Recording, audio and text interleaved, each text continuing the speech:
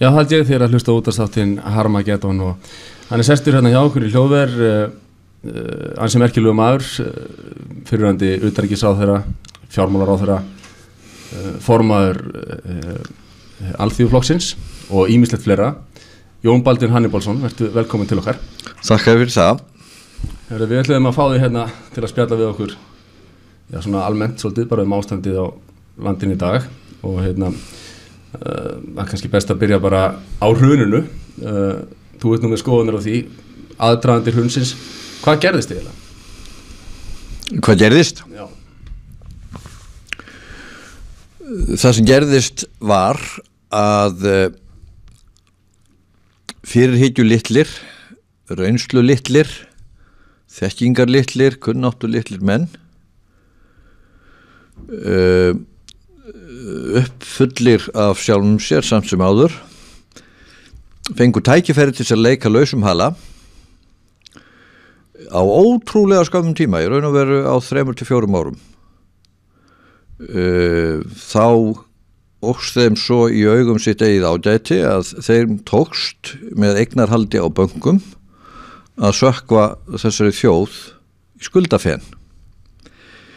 Þetta var þeir kunnu ekkert í verkað. Ég held að hann lýsi þessu best hann Willem Bauter þegar hann gerði úttektina á íslenska bankakerfinu sem hann tók þetta saman í ársbyrjun 2008 og afhenti það í apríl 2008, þessi hálfu ári fyrir hrun. Og hann sagði einfaldlega sjálf viðskipta hugmyndina baki íslensku bankana var fyrirsjáanlega og í sjálfu sér unsound, hún var unsustainable, hún var ekki sjálfbær. Hugmyndin var einfaldlega svo að breyta gömlum viðskiptabönkum sem hefðu þjónað svona þessu litla heimahagkerfi skyndilega í áhættustofnanir, fjárfestingarbanka, sumir myndu jafnvel ganga svo langt að segja eins konar vogunarsjóði. Hvernig gátu þeir það? Þeir gátu það í fyrsta lagi vegna þess að landið hafði orðspor, ríkið var tiltölulega lítið skuldsett þegar hefur komið sögu og matstofnanir töldu að einkavæddar bankastofnanir í þessu umhverfi væri ok. Þeir höfðu þess vegna ótakmarkaðan aðgang að erlendum fjármálamörkuðum á mjög góðum kjörum eins og það var á þessum árum, það sé á lágum vöxtum. Og það það sem gerðist. Þeir tóku að lokum lán sem samsvaraði 10 þjóðarframleiðslum íslenskum, 14.000 milljarða íslenska króna sem þeir flokkuðu. Þessi reynslu... Og býtu aðeins þess að ljúka viðskiptamódelinu, vegna þess að Bauter segir síðan þetta var langt umfram þessi vöxtur, hann fyrsta leið svo hraður á svo skömmum tíma, hann einsdæmi í heiminum. Stærðargráðan á þessari skuldasöfnun skildi eftir sér gjaldþrot sem eitt af 10 stærstu gjaldþrotum heimsins. All hinn gjaldþrot heimsins sambærileg eru amerísk. 300.000 manna þjóð í 1000-földum skala. Hún getur bara mælt sig við fjármálaglæfra í Bandaríkjunum. En myndirðu segja sem sagt að það væri meira fjárglæframönnunum að kenna heldur og stjórnmálamönnunum að kenna hér var hrun? Nei, ég myndi ekki segja það. Vegna þess að eitt það sem þeir gerðu og annað það að við búum hér í svokölluðu þróuðu lýðræðisríki þar sem að það hlutverk hinna lýðræðislega kjörnu stjórnmálamanna sem hafa umboð frá þjóðinni að setja lög og reglur, að framfylgja lögum og reglum, að reka hér eftirlitsstofnanir sem samkvæmt skilgreiningu átt að koma í veg fyrir þetta. Þannig að við höfum hér annars vegar menn eins sem Willem Black hefði orðað svo, besta leiðin til þess að ræna banka að eiga banka og það ekkit óþekkt í sögunni. Hliðstæða væri kannski savings and loans hneykslið í Bandaríkjunum hérna í lok seinustu aldar sem dæmi.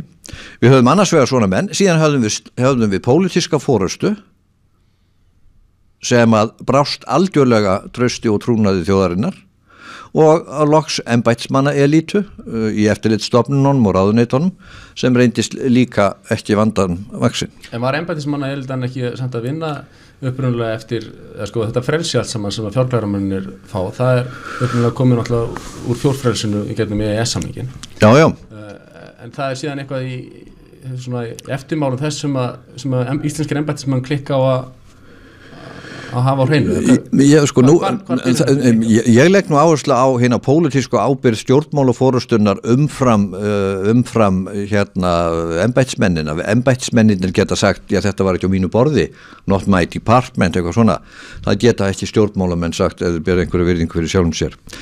Fjórfrelsið, það nefnilega talsvert útbreidd skoðun, menn segja sem svo, já, hvar eigum að leita að upprunan, hvert upphaf ógæfunar, þá segja svimi bara hreinlega EES, fjórfrelsið, það að okkur var opnu leið að innri markaði í Evrópu, heimamarkaðurinn stækkaði allt í 300 milljónir og svo núna í 500 milljónir og það var frelsi ekki bara með í viðskiptum með vöru og þjónustu, heldur líka fjármagnsflutninga. Ok, allt mér að kenna, er það ekki? Það er aldrei skemmtilegt að bera saman, við skulum spyrja, sko, við erum eftir í EES, við hliðum á normönum. Við erum free riders með normönum, vegna sem normen borga allar reikningin, en allavega, við erum hér með þeim aðilar að evrópska efnahagssvæðinu. Kom ekkert fyrir normen? Nei, það kom ekkert fyrir normen. Hvernig stóðu því? Og það er aldrei merkilegt að athugða það var algjörlega horfið hér í umræðunni. Hingað komu nýlega 5-6 áhrifamenn norskri pólitík, þeir eru reyndar allir í stjórn hreyfingarinnar norsku, Evrópusambandinu. Ég hitti þá og tveir þeirra höfðu verið meðlimir í fjárlaganefnd norska stórþingsins og ég fóru ofan í sauman á þessu. Ég spurði þá í þaula,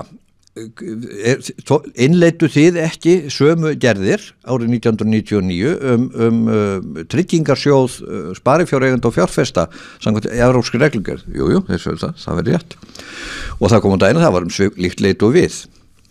Er það hins vegar rétt sem ég hef heyrt og ég vildi fá það staðfest, er það rétt að þið hafið sett þarna skilyrði? Já, skilyrði það að við tryggingarsjóðurinn tryggði bara innistæður í norskum krónum. Já, það er nefnilega það. Þeir settu það skilyrði að þeir hafa tryggingarsjóð í Noregi fyrir það neytendapólitík, lágmars upphæð eins og Evrópusambandið mælir fyrir 20.000 evrur. En tryggingarsjóðurinn að baki þessu, að baki allt norska bankakerfi, hvað sem það starfar, ef þeir hefðu ekki sett þetta skilyrði, þá hefðu þeir orðið að ábyrgjast innistæður í útibúum norskra banka, ekki bara í Evrópusambandinu heldur alla trissur. Nú vill svo til að Noregur rekur kaupskipaflota og er olíustórveldi og er með bankastarfsemi og fjármálastarfsemi Miðausturlöndum og allstaðar. Norski seðlabankinn út frá venjulegri áhættu stýringu sagði, já, við verðum við því, við höfum þennan sjóð og hann tekur á sig þessar skuldbindingar, en við tökum hann ekki nema gagnvart innistæðum í norskum krónum. Þýddi þetta það að norskir bankar gætu ekki starfað utan heimalandsins? Nei, það þýddi það bara að það var sent ákveðin skilaboð. Ef þið ætlaði að starfa erlendis og safna innistæðum í banka, þá gerir þið það sem dótturfyrirtæki, ekki útibú norskra heimabanka. Niðurstaða einföld.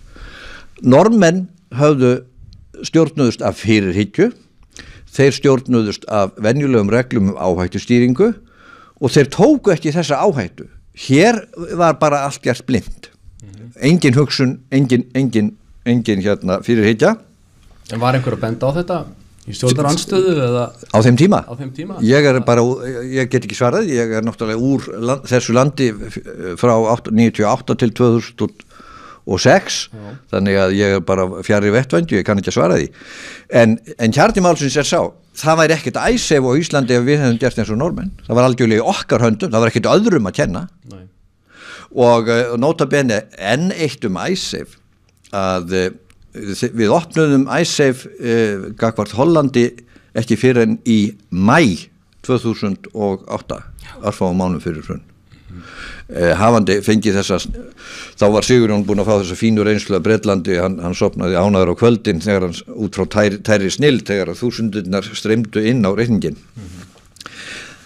Þegar þeir gera það stjórnendur og eigendur Landsbankans, þá höfðu þeir í höndum sínum skýrslu sem þeir höfðu sjálfur pantað frá Bauter og Seibert stöðu íslenska bankakerfisins, sjálfur pantað hana, höfðu fengið hann í hendur í apríl 2008 og það stendur: viðskiptamódel ykkar píramídi, þetta bara fjáröflunar aðferð á sandi byggð, bankakerfi íslenska mun hrynja fyrir sjáanlega, það bara spurning tíma. Og nota bene, það ekki bara þessi greining, heldur sögðu þeir, það verður þegar í stað að grípa til ráðstafana til þess að draga úr skaðanum. Hvaða ráðstafanir? Þeir sögðu: 1. Komiði þessum útibúum ykkar í Bretlandi strax í dótturfélög. Það var númer 1. Annað, minnkiði bankakerfið. Hvernig? Með því að taka til dæmis stærstu bankan eins og Kaupþing og knýja þá í gegnum fjármálaeftirlitið til þess að færa höfuðstöðvarnar þar sem að megin bankastarfsemi þeirra var, hvort var, það sé út fyrir Ísland. Þetta hefði ekki bara dregið úr áfallinu, heldur hefði það líka dregið úr hvata þessara fyrirfram fallít íslensku banka til þess að taka stöðu gegn íslensku krónunni sem þeir sannanlega gerðu og leiddi til að lokum á fárra mánaða tímabili til hruns gjaldmiðilsins og tvöföldun á öllum erlendum skuldum.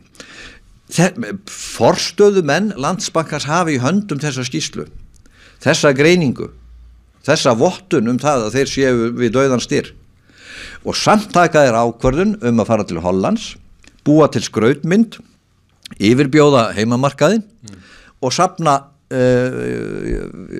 einnig þjóðarframleiðslu eða svo á örskamum tíma. Þetta jarðar við að vera glæpsamlegur ásetningur. En nú grípur til dæmis ríkisstjórnin ekkert inn í til þess að stöðva þessa opnun á þessum ICF-samningum annað. Þannig að ábyrgðin hlýtur að vera töluvert mikið á hinum lýðræðiskjörnum fulltrúum. Eins og varðandi ICF-skuldbindingarnar, ekki alveg borðleggjandi Íslendingar og með neyðarlögunum annað hafi skuldbundið sér til þess að greiða þessar ICF-innistæður í Bretlandi? Það alveg rétt sem þú segir, ábyrgðin stjórnmálafórustunnar og þeirra sem áttu að hafa eftirlit og setja reglur, fyrirbyggjandi reglur á hálfu stjórnkerfisins. Það þýðir bara einfallega ríkisstjórn og seðlabanki fyrst og fremst, fjármálaeftirlit. Nú ekki ljóst að við berum ábyrgð á ICF og skuldbundir til þess að greiða það. Ef það ekki alveg ljóst, þá náttúrulega væri hægt að segja sem svo, nei, við föllumst ekki á það að það hafi verið nein ríkisábyrgð á þessum skuldbindingum og þar á leiðandi beri okkur ekkert að borga, þetta var einkabankar, etc. Þetta argumentið úr hádegismóðum og íslensku lögfræðingunum og þá bara krefjumst við þess að máli fari fyrir dóm. En forsætisráðherrann, hann náttúrulega kom fram og lofaði því að innistæður væru tryggðar og það gerði seðlabankastjóri líka, þeir lofuðu því að innistæður Íslendinga væru tryggðar, en þá ekki innistæður erlendra ríkisborgara eins og Breta og Hollendinga. Það náttúrulega vill lengi sjá svoleiðis þjóð í Evrópusambandinu eða innan EES. Nei, auðvitað ekki. Nei, og gerðu þessi menn þá ekki með þessum orðu sínum, gerðu þá Íslendinga ekki skuldbundna til þess og öll þessi pólitíska umræða sem sjáum bæði á Framsóknarflokknum, ákveðnum hluta Vinstri grænna og Sjálfstæðisflokknum það að fara með þetta mál fyrir lögfræðinga, hún ekki bara hvernig orða það? Tilgáfslaus og bara til að slá reiki í augun á fólki? Hún partur af þeim viðbrögðum sem hvað skaðlegust sem orðið hafa eftir hrun, að kenna alltaf öðrum það sem við berum ábyrgð á sjálfur, að neita að horfast í augu við eigin gjörðir og taka afleiðingum af eigin gjörðir. Og við bara íslenska þjóðin, hún ber ábyrgð á þessum ICF-skuldbindingum og þeir sem kusu þá þessa stjórnmálaflokka þá sérstaklega. Það hefur skilað svo miklum árangri þetta tal það að engin ríkisábyrgð á ICF-innistæðunum ergo við ekkert að borga. Þetta búið að hamra á hverjum degi og búið að berja þetta inn í þjóðina og stór hluti þjóðin farin að trúa þessu og þar að lendi farin að trúa því að við höfum bara verið saklaus fórnarlömb einhverja vondra manna í útlöndum í staðin fyrir það að við vorum gerendurnir. Það er ástæða til þess að fara, þetta ekkert voðalega flókið.